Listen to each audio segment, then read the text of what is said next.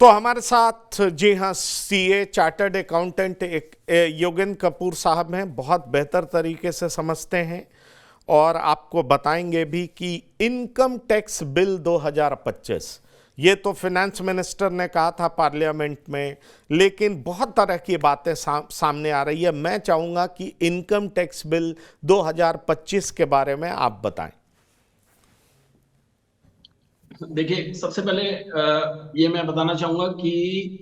Finance minister ने इसका जिक्र जो है इस बार की जो बजट प्रेजेंट हुआ था 1 फरवरी को उसके अंदर किया था कि गवर्नमेंट जो है बहुत जल्दी जो है न्यू आईटी बिल 2025 लेके आने वाली है। इस बिल को ऑलरेडी जो है यूनियन कैबिनेट से अप्रूवल मिल चुका है 7 फरवरी को, और अब ये पार्लियामेंट में मोस्ट प्रोबेबली कल जो है प्रेजेंट होगा, और जिसके बाद जो है ये पार्लियामेंट की स्टैंडिंग कमेटी के पास जाएगा फॉर फाइनल अप्रूवल जो है। और मैं अब कुछ इसके सेलिएंट फीचर्स जो है वो जरूर शेयर करना चाहूंगा कि इसकी जो कहिए कि नौबत जो है ऐसा क्यों आई और क्यों गवर्नमेंट को ऐसा फील करना पड़ा कि ये बदलाव जो है जरूरी। आज तक जो है हम ये मानेंगे कि जो हमारा पुराना इनकम टैक्स एक्ट है वो 1961 का जो है जो इनफोर्स चल रहा है, उसको जो लेके जो जनरल परसेप्शन था लोगों का वो ये था कि उस एक्ट के अंदर जो है लैंग्वेज जो इस्तेमाल करी गई है एक एक सेक्शन को बताने के लिए समझाने के लिए वो अपने आप में काफी कॉम्प्लिकेटेड नेचर की है, जिससे एक कोई भी ऑर्डिनरी सिटीजन या जो एक नॉर्मल टैक्स पेयर है उसको उसको समझने में दिक्कत आती थी। और उसके साथ साथ उसको जब तक वो कोई प्रोफेशनल हेल्प या एडवाइस अगर ना ले तो उसके लिए उस पे कोई भी चीज पे रिलाई करना और कंप्लीटली अपना माइंड मेकअप करना कि वो सेक्शन का इंटेंट क्या है वो जो है मुश्किल क्रिएट करता था। और यही रीजन है कि इनकम टैक्स डिपार्टमेंट के बारे में एक टर्म भी कॉइन होने लगी थी कि इनकम टैक्स का मतलब है टैक्स टेररिज्म। तो ये इन्हीं चीजों से ही परसेप्शन बिल्डअप होना शुरू हुआ था, क्योंकि जब आप एक सिचुएशन फेस करते हैं कि आपके सामने कोई चीज कॉम्प्लिकेटेड नेचर के थ्रू जो है प्रेजेंट करी गई है, और उसके बाद जो है जब आपको उसके बारे में क्लैरिटी नहीं है और आप कुछ भी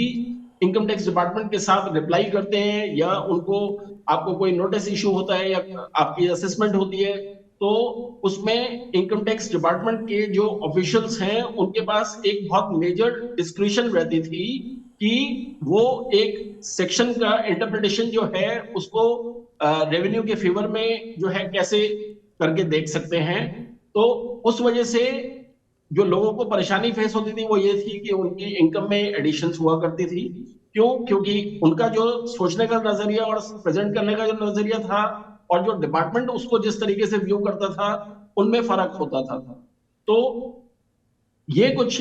मेजर रीजंस रहे हैं जिसकी वजह से गवर्नमेंट के माइंड में जो एक परसेप्शन बिल्डअप हुआ कि किस तरीके से वो अपने टैक्स के जो हमारा एक्ट है उसको सिंप्लीफाई कर सकते हैं। और उसमें बहुत जरूरी ये था कि जो आप सिंप्लीफाइड टैक्स लेके आएंगे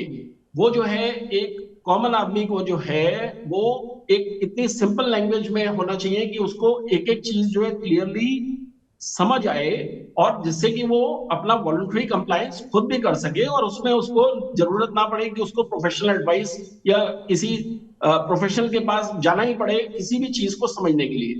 तो गवर्नमेंट के मैं ये मानता हूं कि जो इंटेंट है वो ये है कि एक तो वो ये परसेप्शन जो है लोगों के माइंड में बिल्डअप करना चाहती है कि वो एक